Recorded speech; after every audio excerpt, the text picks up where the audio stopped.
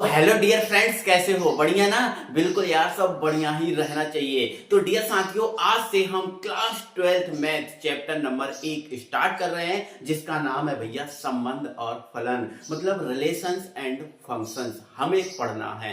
भैया ये जो टॉपिक है यार, बहुत अच्छा टॉपिक है, मतलब बहुत इजी टॉपिक है, लेकिन यार हम इसको समझ जाएं तो है तो हम भाई बहुत अच्छे तरीके से समझेंगे, बहुत अच्छे से इसको क्लियर करेंगे और फिर इसके क्वेश्चन करेंगे। तो पहले तो भैया इसका हम थोड़ा सा बेसिक देखेंगे। अगर बेसिक समझ में नहीं आया तो फिर भाई मजा नहीं आएगा चैप्टर में, ठीक है ना? तो बेसिक अच्छे से ध्यान से समझते हैं। तो भैया जो चैप्टर नंबर 1 है हमारा संबंध एवं फलन, इसमें कुछ संकेत यूज किए जाते हैं, क्योंकि मैथमेटिकल संकेत हैं, ये यूज किए जाते हैं, थ्योरी कम होती है, ये संकेत ज्यादा होती है। तो ये संकेत को हमें जानना जरूरी है कि नहीं? अगर नहीं जानेंगे तो काम नहीं बनेगा, ठीक है ना? तो सबसे पहले यार देख लो, हमें ये जो संबंध और फलन है, इसमें हम ज्यादातर हम इस ब्रैकेट का यूज करेंगे, इसको मंझला ब्रैकेट हम कहते हैं। इस ब्रैकेट का यूज करेंगे, और इस ब्रैकेट का यूज क्यों करेंगे भैया? समुच्चय लिखने के लिए। अब समुच्चय क्या होता है वो सारी बातें बताऊंगा, ठीक है ना? अभी बस संकेत देख लो, इनको फिर मैं हटाऊंगा, ठीक है ना?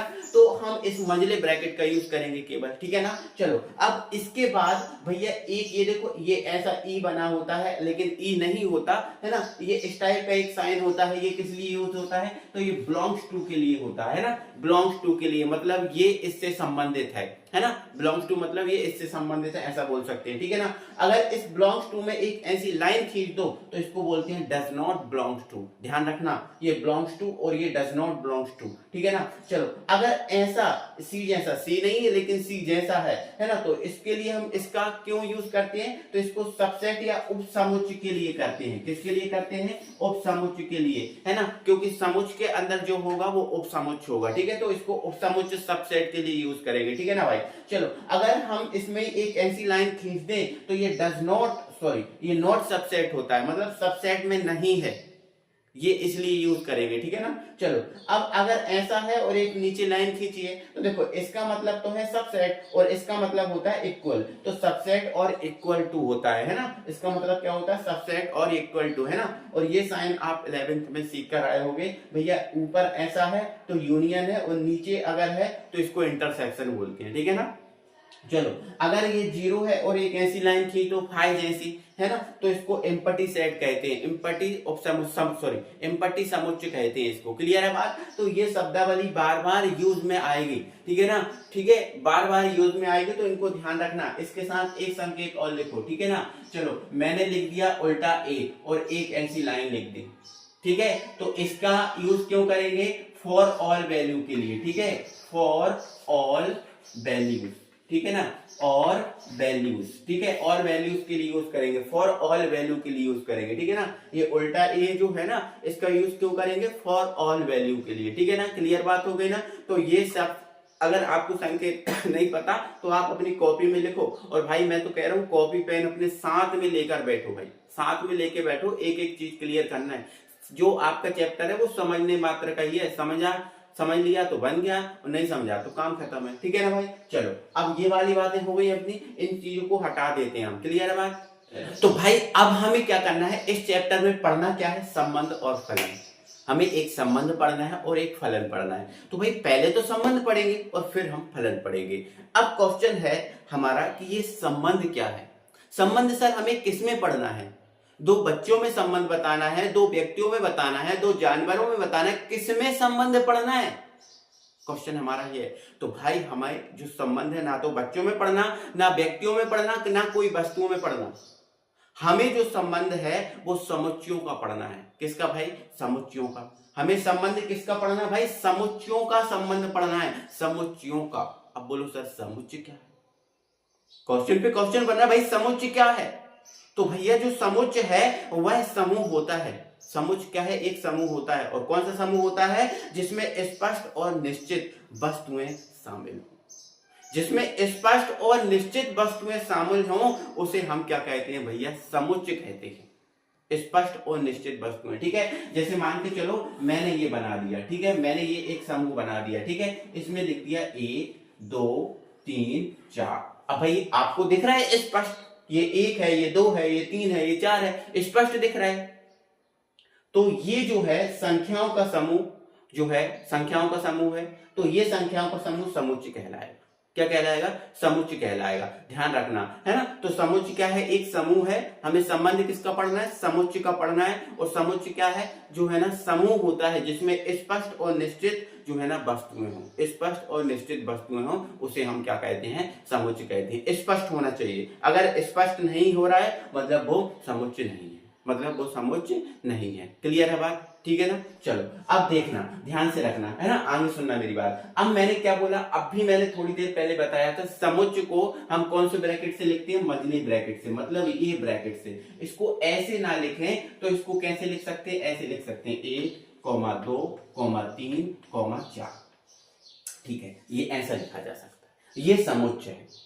क्या है ये? समुच्चय। तो समुच्चय क्या है? संख्याओं का समूह है। हमें ज्यादातर हम संख्याओं का समूह, हमारा जो चैप्टर है इसमें हमें संख्याओं का ही समूह पढ़ना है, संख्याओं का ही समुच्चय पढ़ना है ज्यादातर। क्लियर है? तो ठीक है, तो ये बात समझ गए आप। समुच्चय क्या है? समुच्चय क्या है? संबंध क्या है? समझ गए। समुच्चय क्या है? समझ गए। ये वाले बातें क्लियर हो गई। अब आगे बढ़ो, ठीक है ना। अब आगे बढ़ो भैया। हमने आपको समुच्चय लिखने का तरीका ही बता दिया। समुच्चय को मझले ब्रैकेट से लिखेंगे या फिर ऐसे ही लिख लो, ठीक है ना। क्लियर है बात? ठीक है। अब क्वेश्चन हमारा क्या है? संबंध है ना। अब हमें पता चल गया कि हमें संबंध किसमें पढ़ना है? समुच्चयों में। समुच्चय भी समझ गए। अब कितने समुच्चय में संबंध पढ़ना है? देखो, संबंध बताने के लिए एक समुच्चय काफी रहेगा क्या? आप बताओ मुझे, आप बताओ। रहेगा एक समुच्चय काफी? अब बोलोगे सर बिल्कुल नहीं रहेगा। एक व्यक्ति में कैसे संबंध होता है सर? एक समुच्चय में कैसे संबंध बताएंगे? तो संबंध बताने के लिए हमें दो समुच्चय का यूज करना पड़ेगा कि नहीं करना पड़ेगा? बिल्कुल भाई, हमें दो समुच्चय का यूज करना पड़ेगा संबंध बताने के लिए, ठीक है ना। चलो, तो इस टाइप के हम दो संबंध ले सकते हैं, ठीक है। जैसे मान के चलो ये हमने ले लिया A, ठीक है, और ये हमने ले लिया B, ठीक है। इसमें ले लिया हमने, मान के चलते हैं आपका 2 है, 3 है, 4 है, 5 है, ठीक है, इस टाइप का ले लिया, ठीक है। तो अब हम संबंध बताएंगे इन दो समुच्चयों में, ठीक है ना। क्लियर है? और संबंध को अगर हमें इन दोनों समुच्चयों में संबंध बताना है तो उसके लिए हम यूज करेंगे किसका? R का। R फॉर रिलेशन होता है, ठीक है। तो इन दोनों समुच्चयों में जो संबंध बता रहा है वो संबंध बताने वाला कौन है? R है। कौन है? R है। क्लियर है बात? ठीक है। तो हमें ये देखो, ये अलग समुच्चय है और ये अलग समुच्चय है, इसमें संबंध हमें बताना है, ठीक है। लेकिन हमारा जो चैप्टर है ये वाला चैप्टर नंबर 1, इसमें हमें एक ही प्रकार के दो समुच्चय में संबंध बताना है। एक ही प्रकार के दो समुच्चय में संबंध बताना है। मतलब जैसे मान चलो यहाँ A अलग है, यहाँ B अलग है, अलग अलग है ना। लेकिन हमें इस चैप्टर में जो A है, A का A के साथ ही संबंध बताना है। A का A के साथ ही संबंध बताना है, मतलब ऐसा है, ठीक है। जैसे मान के चलो ये है, ये A है, ठीक है। 1 है, 2 है, 3 है, 4 है, ठीक है। फिर ये हमारा क्या है? B, A, जो B होना चाहिए, लेकिन हमें A के साथ ही संबंध बताना है, तो इसमें भी 1, 2, 3, 4। क्लियर हो गई बातें? ठीक है ना। तो मैंने आपको कितना बात क्लियर किया? हमें संबंध किसका देखना है? समुच्चयों का संबंध देखना है। समुच्चय क्या है? तो समूह है भैया, ठीक है। क्या है? एक समूह है संख्याओं का, ठीक है, या स्पष्ट वस्तुओं का समूह है। क्लियर है? अब हमें संबंध बताना किसमें है? तो एक ही प्रकार के समुच्चय में संबंध बताना है, अलग अलग प्रकार के समुच्चय नहीं लेना, जैसे A और B अलग अलग टाइप के नहीं। हमें जो संबंध है इस चैप्टर में सीखना है, ठीक है। ये जो संबंध है हमें सीखना है A में। किसमें भैया? A में, ठीक है ना। किसमें? A में, ठीक है। मतलब A का ही A में, A में का मतलब क्या है? A का A के साथ, A का A के साथ ही संबंध हमें बताना है, ठीक है ना, अलग से नहीं लेना हमें। क्लियर है बात? ये बातें क्लियर हो गई, ठीक है। अब आगे ध्यान से समझो भाई, संबंध अगर हमें बताना है तो कुछ चीजों के बारे में हमें पता होना चाहिए, ठीक है ना भैया। यहाँ पर हमें पता चल गया कि R क्या है? संबंध है। R क्या है? संबंध है। संबंध को हम किससे रिलेट करेंगे, किससे व्यक्त करेंगे? R से। ये बात क्लियर हो गई। अब जो संबंध है, संबंध लिखने के भी कुछ तरीके होते हैं। संबंध लिखने की भी क्या होते हैं बेटा? कुछ तरीके होते हैं। अच्छा सर, क्या तरीके होते हैं? तो बेटा आपको ध्यान रखना है, जो संबंध R है, इसको लिखने के भी भैया दो तरीके हैं। कितने तरीके हैं बेटा? दो तरीके हैं। अच्छा सर, कौन कौन से? तो देखो भाई, इसको लिखने के दो तरीके कौन कौन से हैं? तो देखो, पहला तो है भैया रोस्टर रूप है। कौन सा रूप है बेटा? रोस्टर रूप, ठीक है ना। तो ध्यान रखना, पहला तो हमें कौन सा रूप है, रोस्टर रूप है। संबंध लिखने का पहला क्या है, रोस्टर रूप है।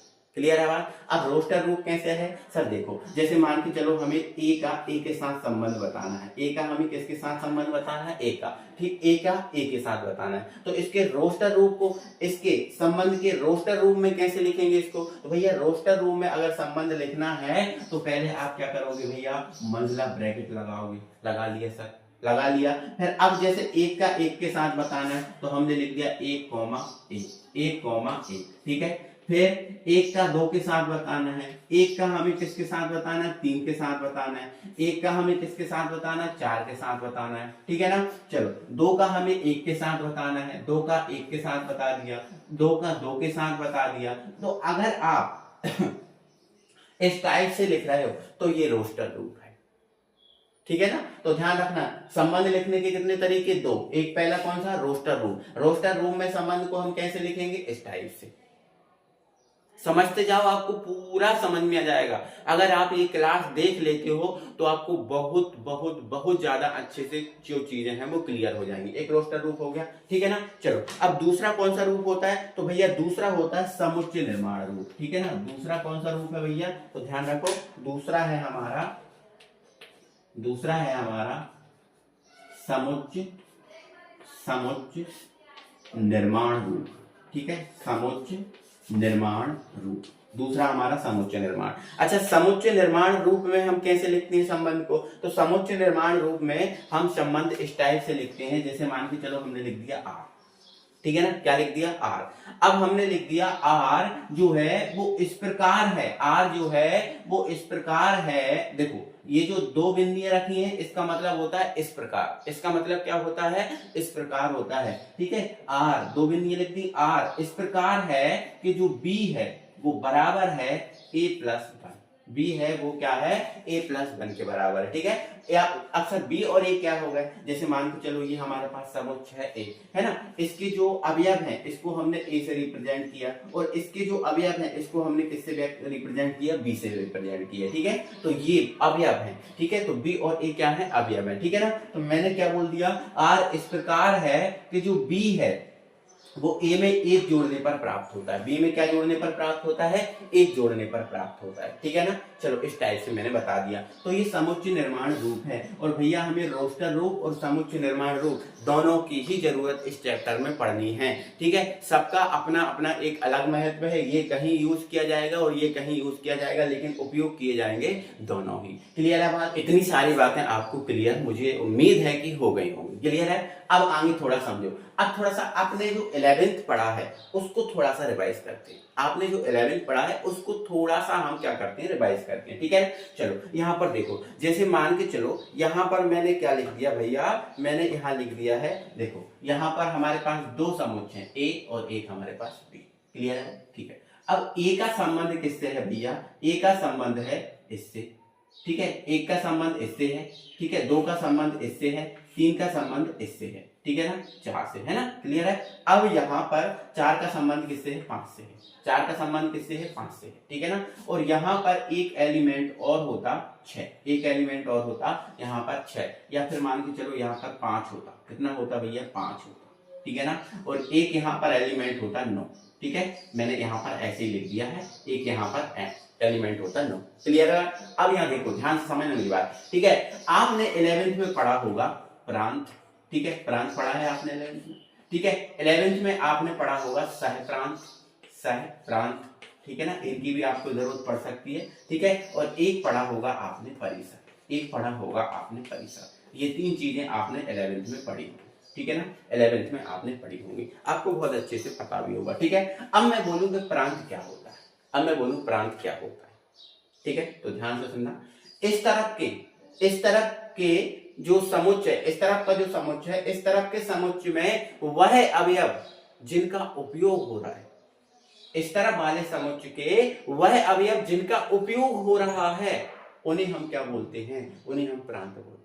अब बताओ इस तरफ के कौन कौन के अवयवों का यूज हो रहा है, तो आप बोलोगे सर एक का हो रहा है, दो का हो रहा है, तीन का हो रहा है, एक का, दो का और तीन का हो रहा है, बिल्कुल हो रहा है। तो भैया ये जो है ना आपके क्या कहलाएंगे, आपके प्रांत कहलाएंगे, ठीक है ना। आप बोलो सह प्रांत क्या है, तो इस तरह के सभी अवयव सहप्रांत कहलाते हैं। जब इस तरफ के जो है ना सभी अवयव सहप्रांत कहलाते हैं। अब इस तरफ कौन कौन से अवयव हैं? आप बोलोगे सर 2 है, 3 है, 4 है, 5 है और 9 है, ठीक है ना। तो इस तरफ के जो सभी अवयव हैं वो क्या कहलाएंगे? सहप्रांत कहलाएंगे।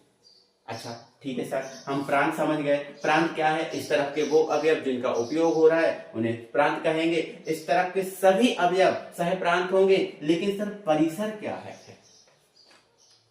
तो भैया इस तरफ के वो अवयव जिनका उपयोग हो रहा है वो परिसर है।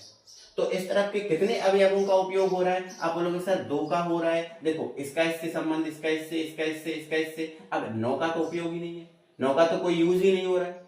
हो रहा है क्या 9 का यूज? आप बोलोगे सर नहीं हो रहा है। तो 9 का क्यों यूज नहीं हो रहा है ना? इन 4 का यूज हो रहा है। तो जिनका उपयोग हो रहा है इस तरह वो परिसर है। जैसे 2 का हो रहा है, 3 का हो रहा है, 4 का हो रहा है, 5 का हो रहा है। तो भैया ये जो है वो आपके परिसर है, वो आपके क्या है? परिसर है। क्लियर है बात? तो प्रांत, सहप्रांत और परिसर आप समझ गए ना? ठीक है, चलो तो ध्यान रखना। और इनको अपन प्रतिबिंब रूप और पूर्व प्रतिबिंब रूप भी बोलते हैं ना। ये प्रतिबिंब रूप है, ये पूर्व प्रतिबिंब रूप है, ठीक है। ये बातें भी तो ये आपके 11वीं की बात है। ये मुझे उम्मीद है कि आपको ये वाली सब बातें समझ में आ गई होंगी, ठीक है। संबंध आपको समझ में आ गया होगा।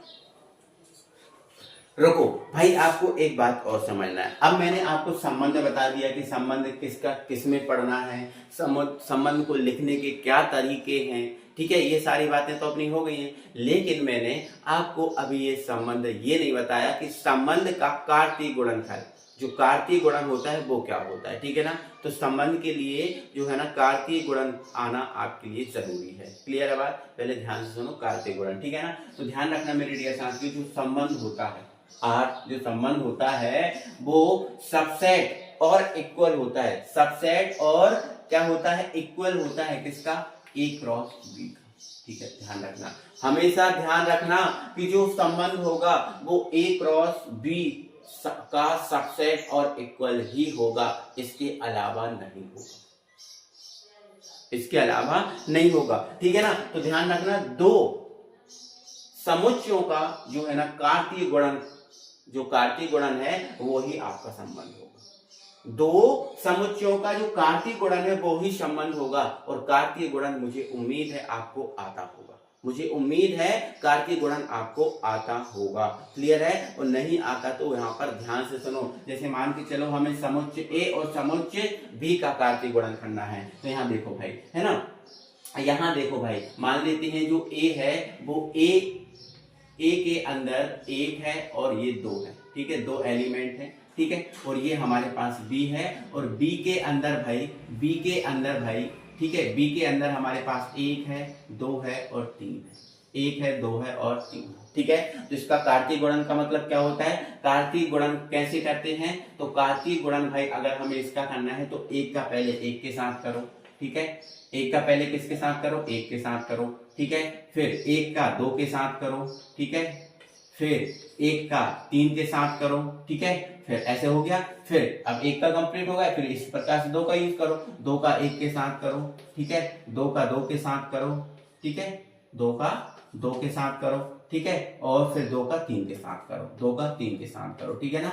तो ये भैया कार्तीय गुणन होता है। कार्तीय गुणन होता है दो समुच्चयों का। क्लियर है बात? ठीक है। और जो संबंध होता है इनमें से ही होगा, संबंध है इनमें से ही होगा, इनसे बाहर नहीं होगा, इनसे बाहर नहीं होगा। ध्यान रखना, जो संबंध है वो ए क्रॉस बी होता है। ए क्रॉस बी होता है मतलब ए और बी का कार्तीय गुणन होता है, इसके अलावा संबंध नहीं हो सकता, ठीक है ना। तो इनमें से ही होगा संबंध, इनके अलावा संबंध नहीं होगा, ठीक है। और कार्तीय गुणन मैंने समझा दिया, ठीक है। अब हम पहुंचते हैं संबंध के प्रकार पर। डियर साथियों, हमें जो संबंध हैं वो 6 प्रकार के पढ़ने, ठीक है। कितने टाइप के भैया संबंध है ना? हमें 6 टाइप के पढ़ने हैं इस चैप्टर में। तो भैया पहला संबंध हमारा कौन सा होता है? पहला हमारा संबंध है रिक्त संबंध, एम्पटी रिलेशन। दूसरा है हमारा सार्वत्रिक संबंध, यूनिवर्सल रिलेशन। तीसरा है हमारा भैया स्वतुल्य संबंध, रिफ्लेक्सिव रिलेशन। चौथा है सम्मित संबंध, सिमेट्रिक रिलेशन। अगला है हमारा संक्रामक संबंध मतलब ट्रांजिटिव रिलेशन। और अगला है भैया हमारा तुल्यता संबंध मतलब इक्विवेलेंट रिलेशन। हमें ये 6 संबंध पढ़ना है। तो 6 संबंध को हम एक एक करके अच्छे से ध्यान से पढ़ेंगे। और अगर आप ये 6 संबंध समझ गए तो भाई आपको कोई नहीं रोक सकता, आपसे बहुत अच्छे से ये चैप्टर बनेगा। मतलब अगर आप अच्छे से जुड़े रहते हो अंत तक तो आप ये पूरा समझ जाओगे बहुत अच्छे से, ठीक है ना। तो चलो पहली हेडिंग डाल दो भैया, रिक्त संबंध। क्या डालोगे भाई? रिक्त संबंध। अब रिक्त संबंध क्या होता है भाई? रिक्त संबंध होता क्या है? तो भाई मैं अगर आपको बताऊं, समुच्चय ए पर परिभाषित, समुच्चय ए पर परिभाषित आर एक रिक्त संबंध कहलाएगा। लिखा हुआ है, लिखा हुआ है समुच्चय ए। देखो हमें ए से ही परिभाषित करना है, प्रत्येक समुच्चय को हमें ए से ही परिभाषित करना है, ठीक है ना। तो ध्यान रखना, समुच्चय ए पर परिभाषित आर एक रिक्त संबंध कहलाएगा यदि ए का कोई भी अवयव ए के किसी अवयव से संबंधित ना हो। यदि ए का कोई भी अवयव ए के किसी भी अवयव से संबंधित ना हो तो वह एक रिक्त समुच्चय कहलाएगा, है ना। और रिक्त समुच्चय को हम भैया किससे व्यक्त करते हैं? फाई से व्यक्त करते हैं। ध्यान रखना, रिक्त समुच्चय को हम किससे व्यक्त करेंगे? फाई से व्यक्त करेंगे। ये बात भी आपको क्लियर रखना है, ठीक है ना। अब यहाँ पर देखो, यहाँ पर एग्जाम्पल देखो, ध्यान समझो, एग्जाम्पल देखो, है ना। जैसे मान के चलो ए है, ए बराबर मान लो मैंने यहाँ पर ले लिया 1,2, 1,2 ले लिया और 3 भी कर लिया, ठीक है ना। चलिए, है ना, 1,2, 3 कर लिए, ठीक है। पर परिभाषित परिभाषित आर, ठीक है। और आर में मैंने यहाँ खाली छोड़ दिया, आर को मैंने क्या कर दिया? खाली छोड़ दिया, ठीक है। अब मुझे बताओ आर में कुछ है क्या? अब बोलोगे सर कुछ नहीं है। क्या आर के जो अवयव हैं, क्या जो संबंध है, इससे कोई ताल्लुक रख रहा है, इससे कोई संबंध रख रहा है? क्या इससे इसका कोई संबंध है? आप बोलोगे सर कोई संबंध नहीं है। अब इसका इससे कोई संबंध नहीं है क्योंकि ये तो खाली है ना, इसका इससे कोई संबंध ही नहीं है, कोई तो खाली है, ठीक है। अब खाली है तो आर जो है ना, ठीक है, ए पर परिभाषित आर एक रिक्त संबंध होगा, रिक्त संबंध होगा, ठीक है ना। तो ध्यान रखना, है ना। अगर ए का कोई भी अवयव ए के किसी भी अवयव से संबंधित नहीं है तो वह एक रिक्त संबंध होगा। क्लियर है? एक बार और थोड़ा समझो। जैसे मान के चलो ए है, ठीक है, ये आपके पास ए है और ये लिखा है 1 लिखा है और फिर लिख दिया 7 लिख दिया और फिर लिख दिया 6 लिख दिया और फिर लिख दिया 3 लिख दिया, ठीक है ना। तो अगर इसका जो अवयव है, इसके अवयव से कोई संबंध ही नहीं रहा, जैसे 1 का 7 से कोई संबंध ही ना हो, है ना, 7 का 6 से कोई संबंध ही ना हो, है ना, 3 का 4 से कोई अच्छा कोई क्रम दिख रहा है, कोई संबंध दिख रहा है कि यार ये 7 जुड़ के बना या 5 जुड़ के बना या 4 जुड़ के बना, कोई रिलेशन दिख रहा है? कोई रिलेशन नहीं दिख रहा, तो भैया ये आपका कौन सा संबंध होगा? एम्पटी संबंध होगा, एक आपका रिक्त संबंध होगा, ठीक है ना। तो ध्यान रखना, रिक्त संबंध में, है ना, रिक्त संबंध को ऐसे लिखा जाता है, खाली छोड़ दिया जाता है, रिक्त संबंध को खाली छोड़ दिया जाता है। क्लियर है बात? तो ध्यान रखना, रिक्त संबंध में कोई संबंध ही नहीं होता। रिक्त है ना, वो तो पहले से देखो परिभाषा ये, रिक्त कोई संबंध इसके अंदर नहीं होता। क्लियर है? चलो दूसरा हमारा कौन सा संबंध है? सार्वत्रिक। अब सार्वत्रिक संबंध क्या होता है सर? क्या होता है ये सार्वत्रिक संबंध? तो ध्यान रखना मेरे भाई, समुच्चय ए पर परिभाषित संबंध आर एक सार्वत्रिक संबंध कहलाएगा। समुच्चय ए पर ही परिभाषित करना है, तो समुच्चय ए पर परिभाषित जो आर है एक सार्वत्रिक संबंध कहलाएगा। कब कहलाएगा? जब ए का प्रत्येक अवयव मतलब ए के सभी अवयवों से संबंध हो। ए का प्रत्येक अवयव ए के सभी अवयवों से संबंधित है तो उसे हम सार्वत्रिक संबंध कहेंगे। समझ में नहीं आया सर? एक बार ध्यान से अच्छे से समझा दो। देखो भाई, मान के चलो क्या बोला है? ए का प्रत्येक अवयव, क्या बोला है? ए का प्रत्येक अवयव ए के सभी अवयवों से संबंध हो। देखो भाई, जैसे मान के चलो ए है मेरे पास, क्या है? 1 है, 2 है, क्या है? 3 है, ठीक है। अब यहां पर क्या बोला है? ए का जो प्रत्येक अवयव है ए के प्रत्येक अवयव से संबंधित होना चाहिए। जैसे मान के चलो मैंने ए फिर से लिख दिया, ठीक है। मतलब यहां पर कंडीशन जो आर है वो ए क्रॉस ए होता है, और अगर ए क्रॉस ए होगा तभी जो है ना इसका प्रत्येक अवयव इसके प्रत्येक अवयव से संबंधित होगा, है ना। प्रत्येक अवयव से संबंधित होने का मतलब क्या है? आप क्या कर दो? इनका गुणा कर दो, इनका क्या कर दो? गुणा कर दो, ठीक है। जब इनका गुणा करेंगे तो एक का एक के साथ गुणा करेंगे, एक का दो के साथ, एक का तीन के साथ, दो का एक के साथ, दो का दो के साथ, है ना, दो का तीन के साथ, तीन का एक के साथ, तीन का दो के साथ, तीन का तीन के साथ। देखो आप खुद देखो ना, ए है, जो ए है, एक दो तीन है, इस पर परिभाषित जो आर है, आर में देखो प्रत्येक ए के प्रत्येक अवयव ए के प्रत्येक अवयव से संबंधित है। एक का देखो एक के साथ है, एक का दो के साथ, एक का तीन के साथ, फिर एक का हो गया, फिर दो का एक के साथ, दो का दो के साथ, ठीक है, दो का तीन के साथ, है ना, फिर तीन का एक के, तीन का दो के, तीन का तीन के साथ। देखो है ना, अगर एक समुच्चय का प्रत्येक अवयव उसी समुच्चय के सभी अवयवों से संबंधित है तो वो एक सार्वत्रिक संबंध होगा। मतलब सार्वत्रिक संबंध होने के लिए जो है ना आर है वो ए क्रॉस ए होना चाहिए। मतलब ए और ए का कार्तीय गुणनखंड होना, कार्तीय गुणन होना चाहिए। क्या ए के साथ गुणा हो सकता है? बिल्कुल हो सकता है ना। दोनों को लिखो और दोनों का कार्तीय गुणन कर लो, कोई दिक्कत नहीं है। एक समुच्चय का उसी समुच्चय के साथ गुणन हो सकता है तो ये सार्वत्रिक संबंध हो गया। मुझे उम्मीद है आप समझ गए होंगे बहुत अच्छे से। तीसरा हमारा संबंध है स्वतुल्य संबंध। अब देखो स्वतुल्य को ऐसा याद रखना, स्वतुल्य, स्वतुल्य मतलब खुद का खुद से। आप लोग ऐसे याद रखना, खुद का खुद से। स्वतुल्य का मतलब होता है खुद का खुद से, ठीक है ना। तो अगर किसी समुच्चय में खुद का खुद से संबंध है तो वह स्वतुल्य होगा, तो वह क्या होगा? स्वतुल्य होगा। परिभाषा भी लिखिए, यदि ए का प्रत्येक अवयव स्मॉल ए। अब ए का प्रत्येक अवयव स्मॉल ए का मतलब क्या है? जैसे मान के चलो मैंने ए में डाल के रखा है ये कैपिटल ए है ना, इसमें है एक दो तीन और ये चार है, ठीक है। अब ए का प्रत्येक अवयव ए, मतलब ये जो अवयव हैं इनको मैंने ए से रिप्रेजेंट किया। इसके जो देखो ये पूरा जो समुच्चय है, ए तो कैपिटल ए है, लेकिन इसके अंदर जो अवयव है मैं उनको ए से बता रहा हूं। उनको किससे बता रहा हूं? ए से बता रहा हूं परिभाषा में, ठीक है। तो क्या लिखा है? यदि ए का प्रत्येक अवयव, मतलब स्मॉल ए बता रहा हूं कि मतलब ए के अंदर जो है वो स्मॉल ए टाइप के ऐसे कई अवयव है, ठीक है ना। तो यदि ए का प्रत्येक अवयव स्मॉल ए स्वयं से संबंधित है, अगर ए की जो प्रत्येक अवयव है वो स्वयं से संबंधित हैं। अब स्वयं से संबंधित हैं अर्थात क्या है? जैसे मान के चलो ए है, इसके अंदर क्या है? अवयव ए है, तो ये ए है वो ए से ही संबंधित होना चाहिए।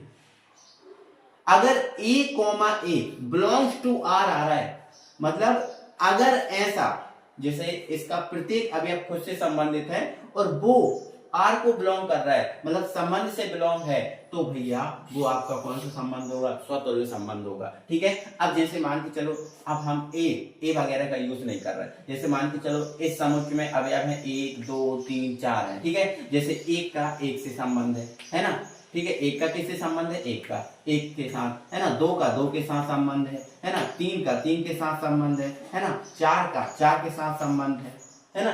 तो अगर ऐसा है खुद का खुद के साथ संबंध है तो भैया वो आपका स्वतुल्य संबंध होगा। देखो मैंने उदाहरण में भी ये लिखा है, जैसे ए बराबर एक दो तीन ये लिख दिया, पर परिभाषित जो आर है देखो एक कॉमा एक खुद का खुद के साथ है, दो कॉमा दो खुद का खुद के साथ है, तीन कॉमा तीन एक स्वतुल्य संबंध है। क्यों है स्वतुल्य संबंध? क्योंकि इसका खुद का खुद के साथ संबंध है,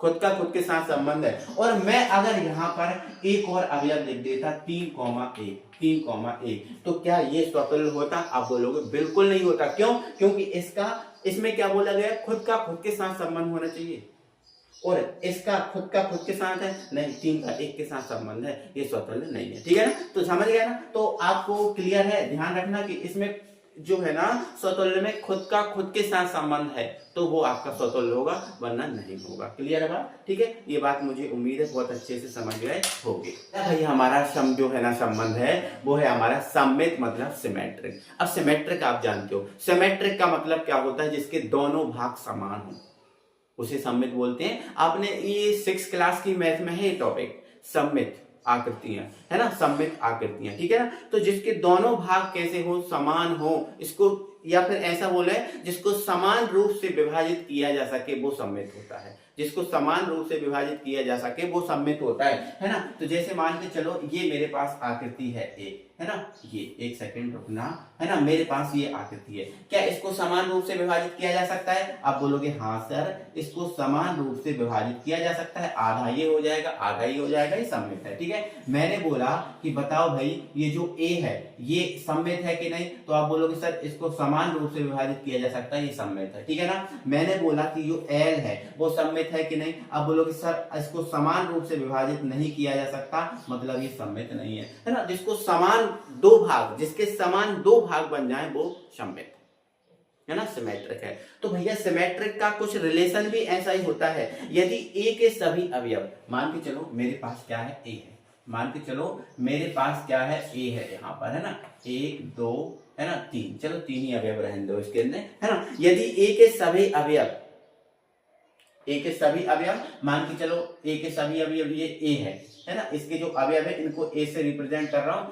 है ना। तो ये वाला जो अवयव है वो A1 होगा, ये वाला A2 होगा, ये वाला A3 होगा ऐसा कि नहीं होगा? बिल्कुल होगा। ठीक है, तो मैंने यही बोला यदि ए के सभी अवयव मतलब A1 और A2 इस टाइप से, है ना, A1 और A2 के लिए यदि ऐसा बोला मैंने A1 A2 belongs to R, मतलब A1 और जो A2 है, A1 है और जो A2 है वो R से संबंधित है, और आगे जो A2 और A1 है, A2 है और A1 है वो भी R से संबंधित है।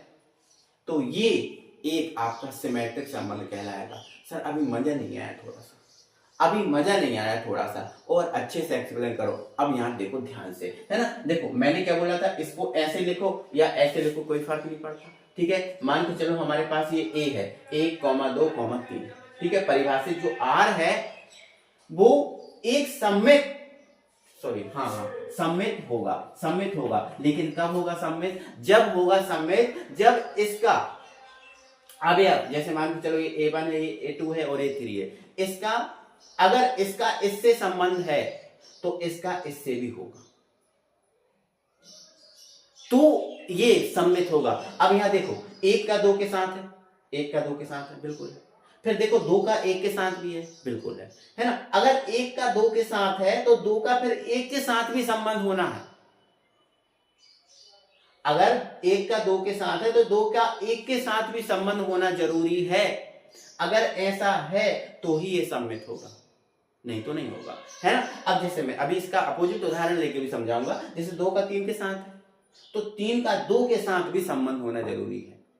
अगर ऐसा है तो ही ये सममित होगा, नहीं तो सममित नहीं होगा। ठीक है, अब यहाँ पर मैं एक अलग से एग्जांपल ले रहा हूं। जैसे मान लो मैंने a बराबर ले लिया, है ना, 1, 2, 3, ठीक है, 1, 2, 3 ले लिया, ठीक है ना, चल ये ले लिया, और मैंने बोला कि ये r है, क्या है, ये r है, और r में है 1, 2, है ना, 2, 3, है ना, 2, 3, ठीक है, और मैंने बोल दिया 3, 2, ठीक है। मैंने बोला कि बताओ मेरे डियर साथियों, क्या ये सममित है?